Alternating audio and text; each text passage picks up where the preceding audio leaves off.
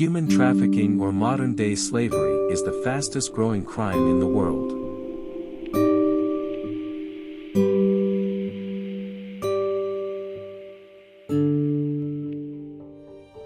It happens within the borders and across the borders.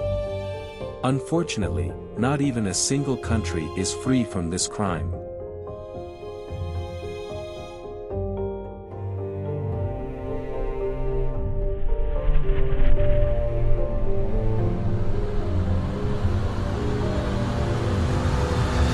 In Sri Lanka, human traffickers exploit domestic and foreign victims and also victims from Sri Lanka abroad.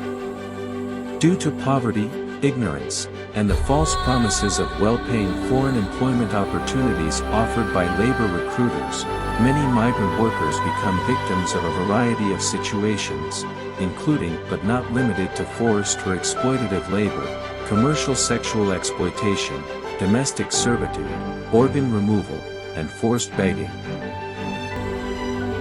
In order to strengthen the coordination and collaboration of all monitoring and combating stakeholders, the government of Sri Lanka established the National Anti-Human Trafficking Task Force, in 2010 chaired by the Ministry of Justice. The Sri Lankan government began submitting trafficking in persons reports to the United States Department of State's Office to monitor and combat trafficking in persons in 2015, and from 2019 to 2021, Sri Lanka remained on the Tier 2 watch list, raising concerns about being downgraded to Tier 3 in 2022. Meanwhile, a cabinet decision was made to shift the chairmanship of the task force from Ministry of Justice to the Ministry of Defense, in order to develop an enhanced institutional mechanism that coordinates directly with the investigating authorities and intelligence services. The National Anti-Human Trafficking Task Force is now composed of 21 key stakeholders and is currently under the direction of the Ministry of Defense since August last year. Vision of the task force is to combat human trafficking in Sri Lanka through strengthened collaborative efforts of all stakeholders by addressing the root causes and vulnerabilities that expose individuals to the risk of human trafficking, preventing the crime, prosecuting the perpetrators, protecting and assisting victims of human trafficking in an expeditious manner and responding to the emerging needs and trends whilst adopting a victim-centric and human rights-based approach. Under the guidance and leadership of the Secretary Defense, the shape of the task force's functioning was re-established, and a coordinating committee was appointed under the supervision of the Chief of National Intelligence. Highly skilled and dedicated officials were appointed as focal points of contacts for ministries, departments, investigating authorities, and intelligence services. At the beginning, frequent gatherings of stakeholders were conducted to analyze previous trafficking in persons reports and assess the country's situation. The United States Trafficking in Persons Report narrative contains specific 12 recommendations for a government to implement. Accordingly, activities geared towards preventing the occurrence of human trafficking, protecting victims of the crime, prosecuting perpetrators, and building strong partnerships with both domestic and international organizations are designed. All the stakeholders of the task force well aware about the particular areas mentioned in the 12 recommendations and counter-trafficking measures are planning accordingly.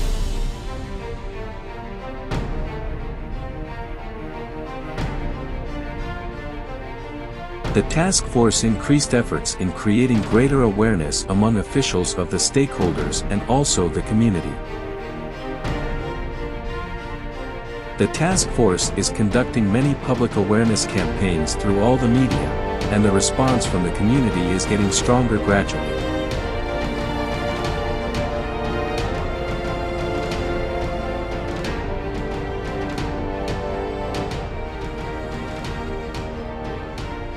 The task force is cooperating with the media authorities and has trained one batch of journalists from television networks in Sri Lanka.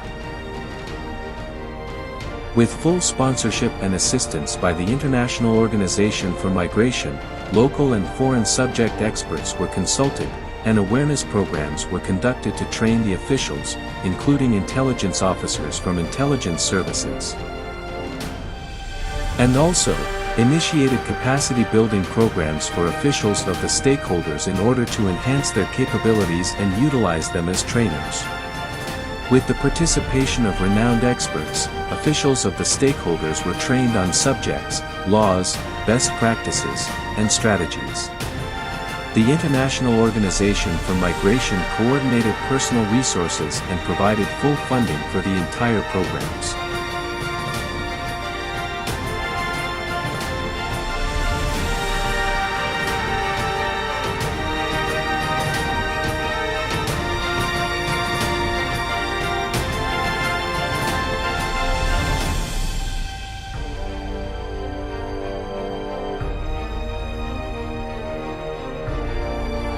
The task force recognized that increasing the number of successful prosecutions and convictions for human traffickers in the first place is equally important as other core areas.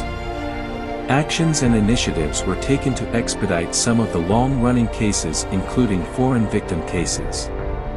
IOM sponsored to send investigation and intelligence officers to Oman, and that lead to exposure huge trafficking network among recruiting agencies and some involved government officials. The task force builds partnerships with civil society and non-governmental organizations, and the Defense Ministry encourages genuine civil society and non-governmental organizations that combat human trafficking to collaborate with the task force.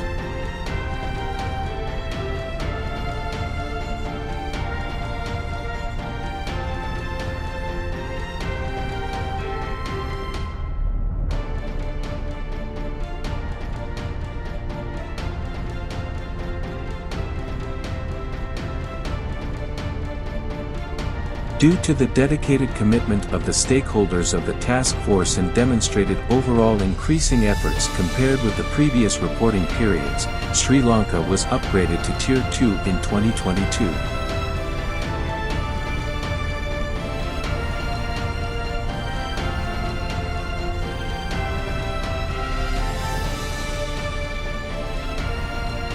In this highly dedicated effort of the stakeholders, the chairman of the task force congratulated and felicitated each and every agency head and function held at the Ministry of Defense.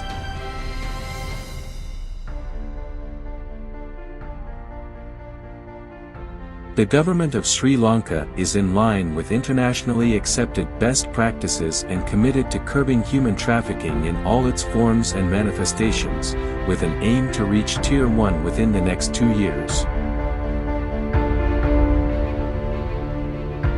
The National Anti-Human Trafficking Task Force Stakeholder Dialogue 2022 is a collaborative effort of the IOM and the Defense Ministry. The International Organization for Migration is the leading non-government organization in Sri Lanka, providing secretarial support, technical advice and funding assistance to the National Anti-Human Trafficking Task Force to carry out and implement all kind of counter-trafficking activities.